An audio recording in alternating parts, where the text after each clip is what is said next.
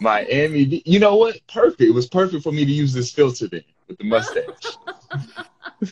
Is that just a filter? Yes, No. it's a filter. This is not my real mustache. Oh, Oh, it's really? perfect on you. Ah, that's funny. That's funny. Oh, It there's a looks reason. so Uh, real. I know it looks real, right? It looks very real. Yeah. I need to keep this. This place is crazy. There's a little bit of everything in Miami Beach. So I've got like on my beach wear. I'm in a different mode today. Oh, okay. Nice. Okay, I'm excited to see what mode this is. I know last week I was looking very professional in my jacket, but Well, this, it's a little professional here, a little bit of fun here, so it's the whole circle. I mean, So, Miami yeah, is ground zero for climate change and everything we're talking about. So it's interesting to be here. it is. It is. Joanna, welcome. Greetings to Thank your you. end. Thank you. Thank you. Nice to be here. Thank you. Thank you. Well, it's a pleasure to speak with you both. I hope that your week has been well worth it. I hope today is entering a new week. Lots of good energy coming into this week. This week, it's an interesting time, and things are starting to warm up. Even though I have my jacket on, it's cold in this room, but things are starting to warm up and heat up. We're back outside a little bit more, so I want to, just before we get into today's topic, how are you both enjoying being back as things are starting to bans and as far as being out in public start to lift? How are you both enjoying being outside? So for me, well, I live in London, right? So we Right. just had lots and lots of rainfall. Oh So wow. you're back outside. You see people sitting in pubs where everyone's under their rain like Right. umbrella. It's just really sad, but I'm still happy to be around people and seeing Right. people and the city kind of waking up again. Wow. That's the yeah. Well, Miami is nice. Of course, it's a little bit warmer here and everything's outside. There's tons of restaurants outside. So, you get here, you're just immediately on the water and it feels hip and fresh and it's good music and lots of seafood and sushi and ceviche and Well, that's good. That's all good. different vibe. That's good. Well, let me ask you. Well, today's topic we're speaking on, if those that are just tuning in, last week we talked about uh desertification, and understanding that a little bit more. This week, with the theme of this whole season, what we're doing is ecosystem restoration, right? And it's step by step, it's little processes. So this week, I wanted to speak on as far as thinking back as we think ahead, also thinking back in times in history and learning from the past and learning what steps were taken when certain environmental actions, events occurred, and how did it change lifestyles? How did it change laws? We don't have to hit on all these different points, but just little things that we've noticed that may have taken place in time and history that actually made an effect in how we live now and today. So I'll start off by just asking a question, what environmental event in your area, Lori, you're in Miami. I don't know what area you may cover today, but you're also based in North Carolina as well. Joanna, you being in London, what environmental event in your area has influenced the development of a certain infrastructure, law, or lifestyle in your area? And Lori, you can start off.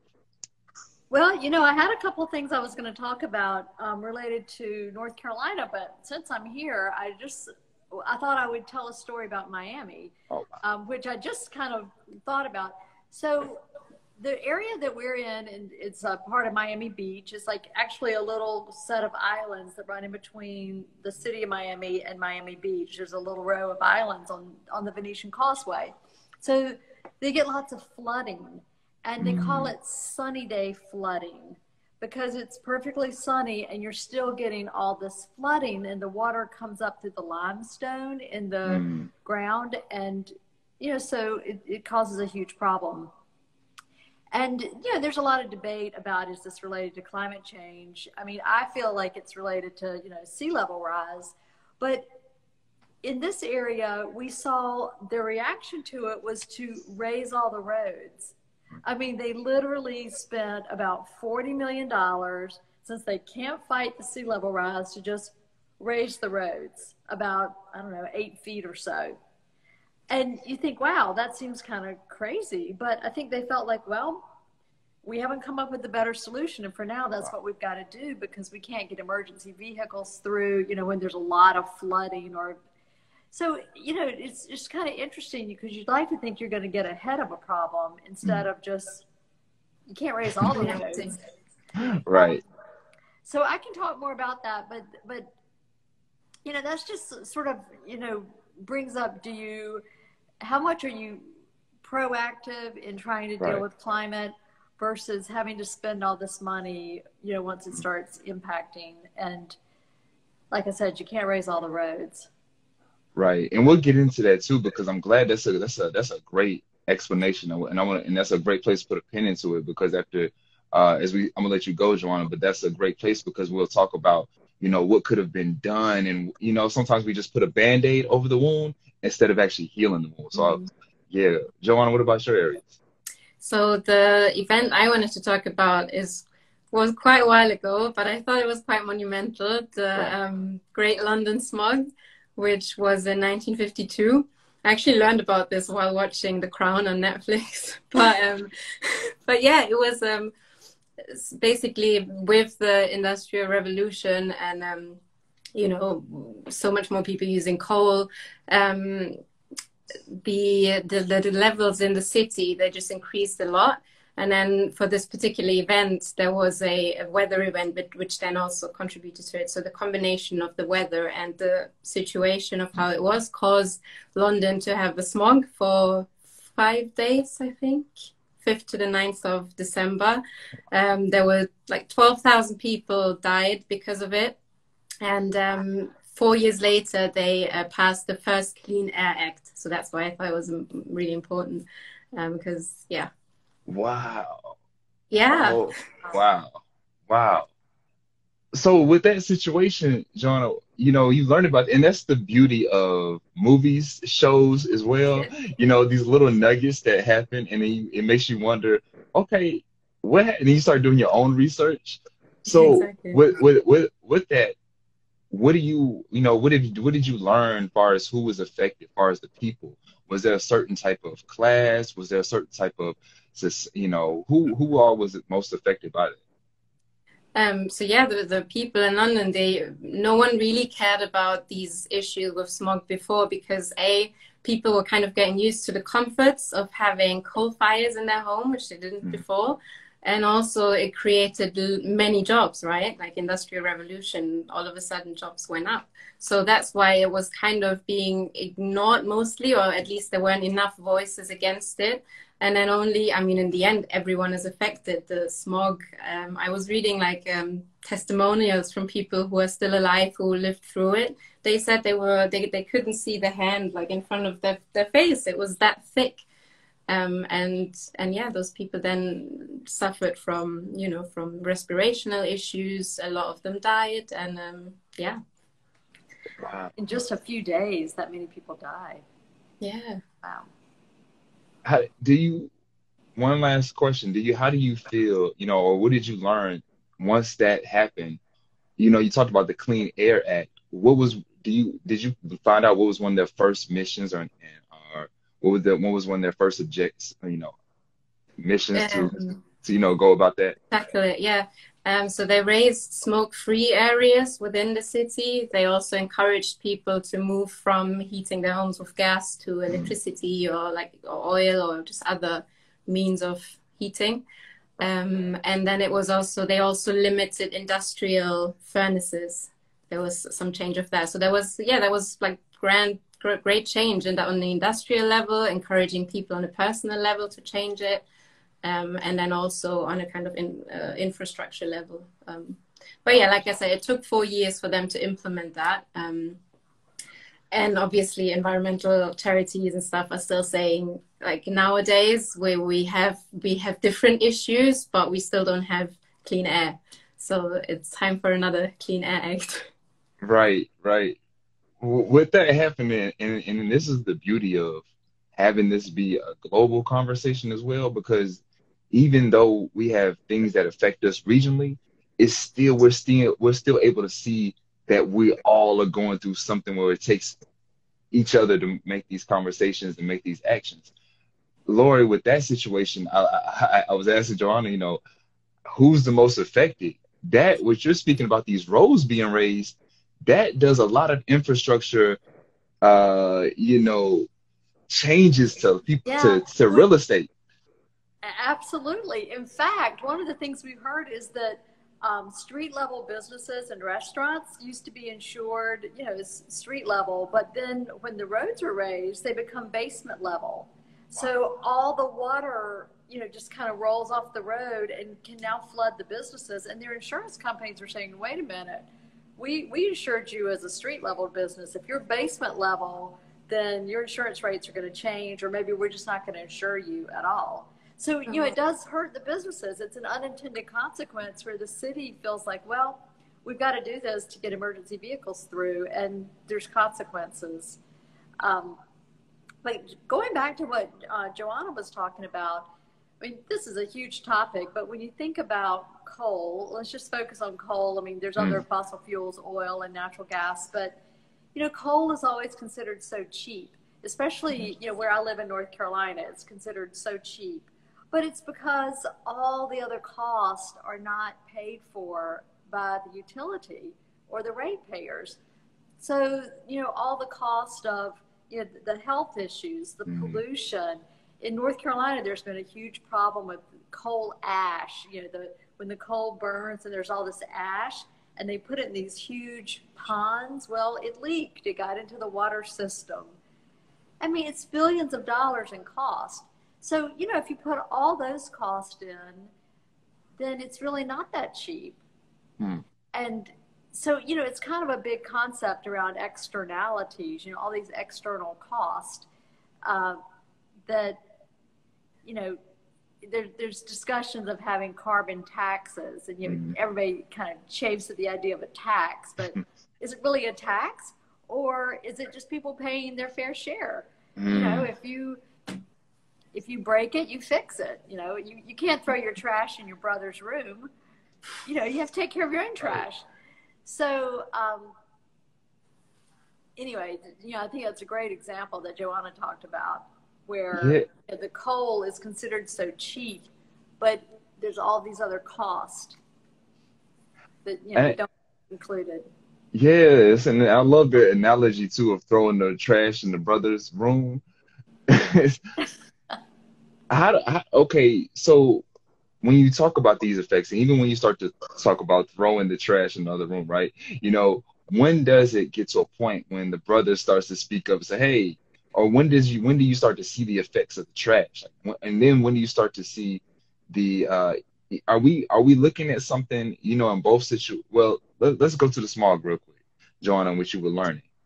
Was this something that, you know, you talked about in that time range? I want to know a little bit more. Was it something that, was it a misstep that just was overseen, or was it something just a careless act?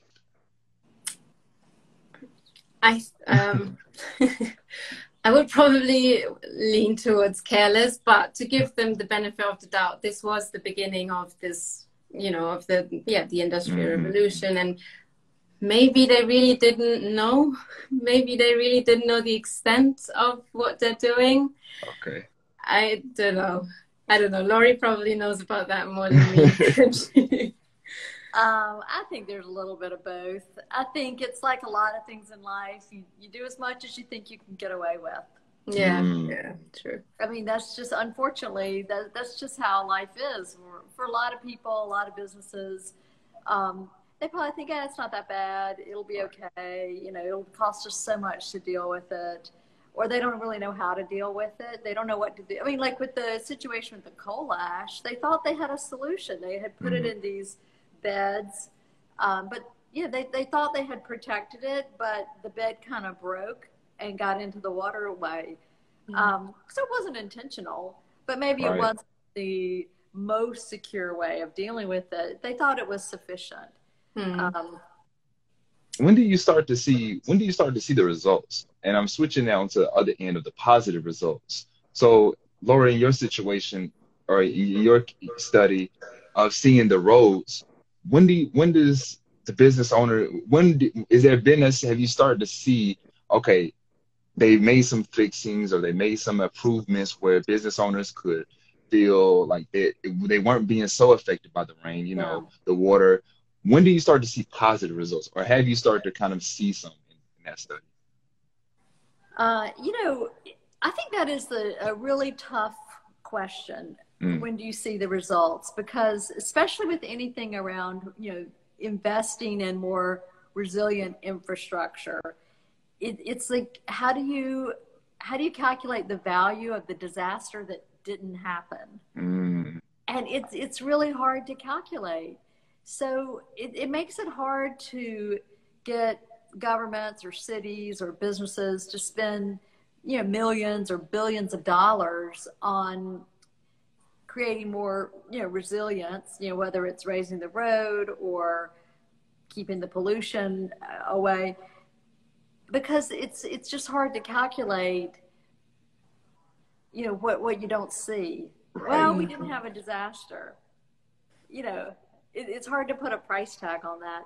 But there's a lot more activity being done to try to calculate that and to take those bets, because, you know, I'm kind of moving into a slightly different topic, but there's so many more storms now Mm-hmm. and hurricanes, and just, you know, so much being spent on hurricane cleanup, that I think and the insurance companies are saying, hey, we can't keep paying these claims. You know, do something, fix your roads, Mm-hmm. you know, protect yourself. And so I think the financial sector is helping drive, look, you know, we can't keep insuring you, or we can't keep covering this. Mm-hmm. And so it's starting to get a little bit more framework around how to justify spending up front Right. to prevent this unknown disaster. And it might Right. take a while. You might not have another hurricane for years. You don't know when it's going to happen. Exactly. Exactly. That's the thing when people like argue against, you know, Green New Deals or things like that, and argue against the cost of it. They compare it to what is now, but right now we're lacking the protection that would be in place to protect against these kind of things. So it's like you can't compare apples and oranges. Yeah, Right. it's really hard to put a price on what didn't happen. But I think, I mean, I see a lot of activity around this, trying to calculate it. Now, some things are easier, like with coal. I mean, there have been so much documented, either the health effects, the asthma. Mm. You know, I think the health effects are the easiest way to calculate the cost of coal, or, you know, coal ash spills into the water. You know, you don't have clean water. You know, that's a little bit easier. But trying to convince people they need to, you know, protect their road systems is harder. It's a lot harder. But I see it happening. I How do see you, it working.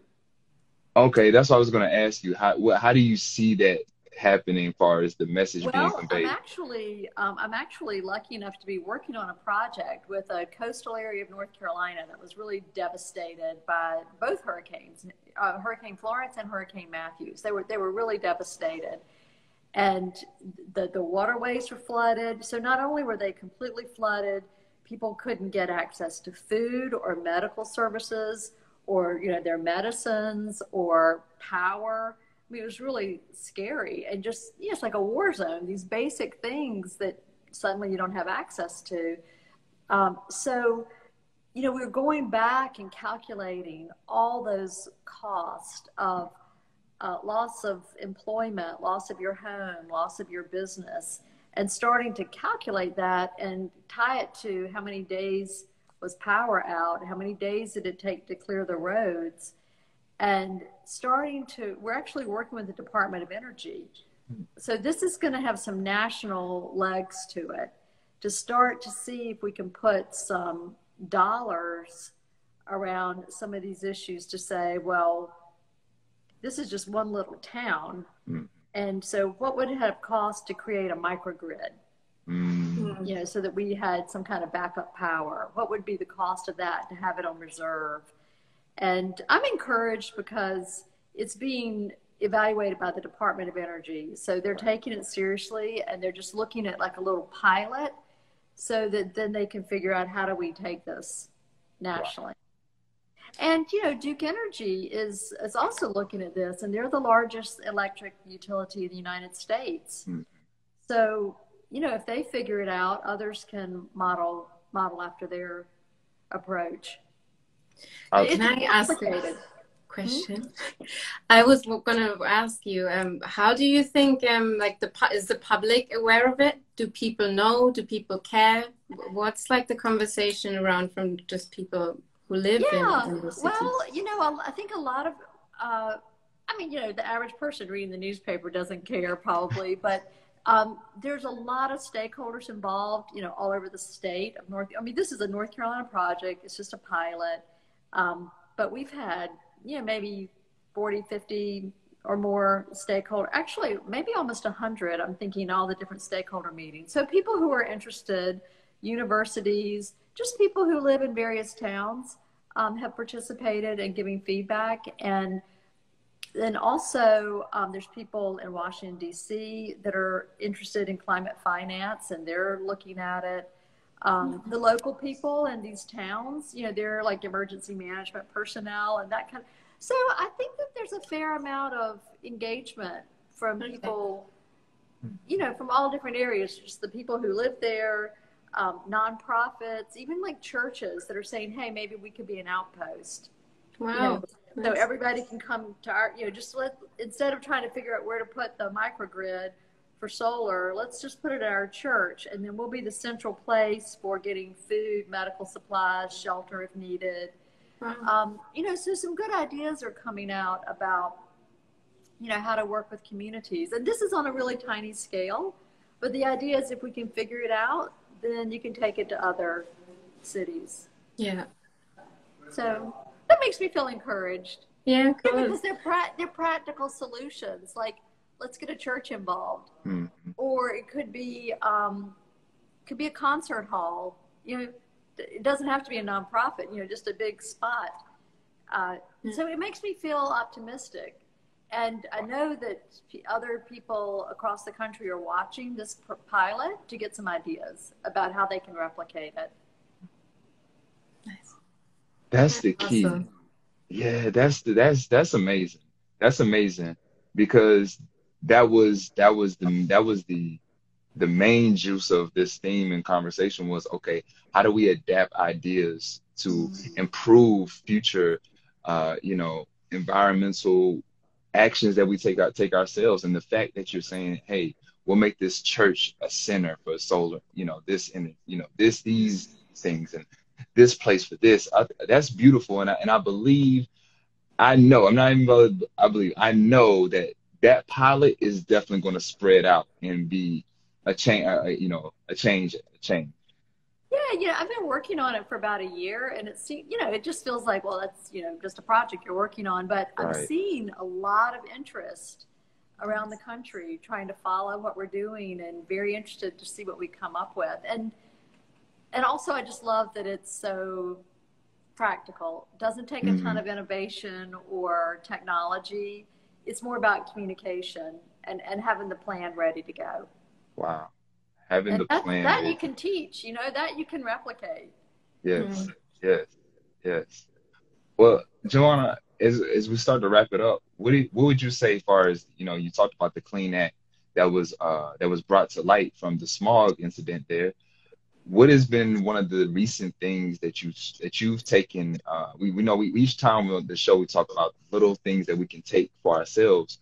What is something that you've seen the Clean Act improve, and what kind of inspires you to see a future idea of how environmental climate action can, you know, little things people can do for climate action? Yeah, well, I mean, it was either last episode or the episode before when I was talking about the mayoral election, right? Yeah. Where we could see that clean air pollution was a massive issue still, and pretty much every candidate had to already say what their plan was going to be to tackle air pollution.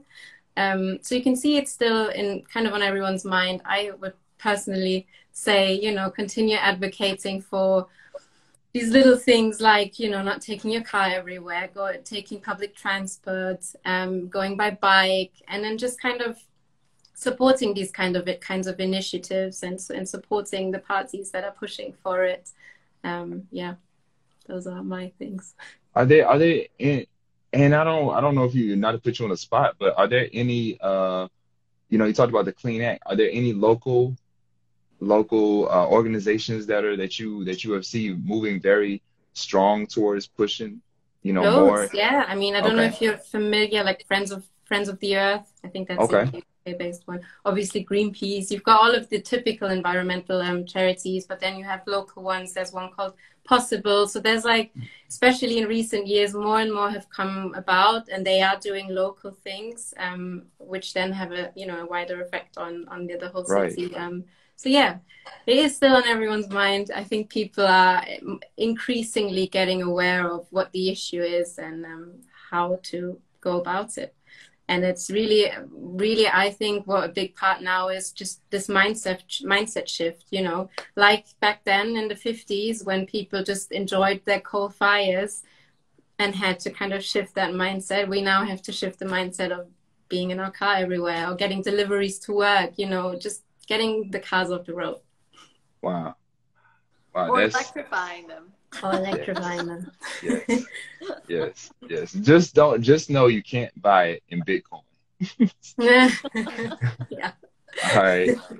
Well, thank you both. This is The Air We Breathe, hosted by Joanna Jetty and Lori Collins. Collins Climate. Please go to collinsclimate.com, right? That's Collins. it. Okay, cool. collinsclimate.com and planetbanana.com. Is that right, too? Yeah. Do you Okay. have it on Collins Climate? Is there info on that project you're doing right now? There's not. I'll have to see about adding that. Okay. Okay. I'd really be Working with a bunch interested of to read it. partners, yeah, but it's a public project. I guess I could put it out there because it's, you know, it's a public project. So Yeah. Yeah, let's see. I would love to see how we could, you know, if you could send that information, I'd love to just promote, you know, little things like that. What can be promoted, I would love to promote just so people can be aware, because, you know, it's a drop of where information doesn't go towards people, and we miss out on really understanding what's going on.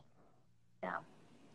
Okay. And so we won't be recording won't be you know, won't be having the show next week, but following we'll meet back in June. And now we're going to get a little interactive as we're taking this thing and starting to really understand ecosystem restoration. I want us to we talk about little things that we can do. So I want us to see what little or what environmental act we can do and we can report on for the next few episodes, and we can talk about how it's changing, what change we're making live and in the moment, and kind of keep a record of it and show people how that can happen. You know, it could be something, you know, it could be whatever you like, but something that we can show people that we're on the practice of as well, and to kind of inspire that out. Sounds good. Great. All right. So enjoy your week, enjoy Miami, and I hope it doesn't rain anymore over there. It always rains in the UK. Right. Unfortunately.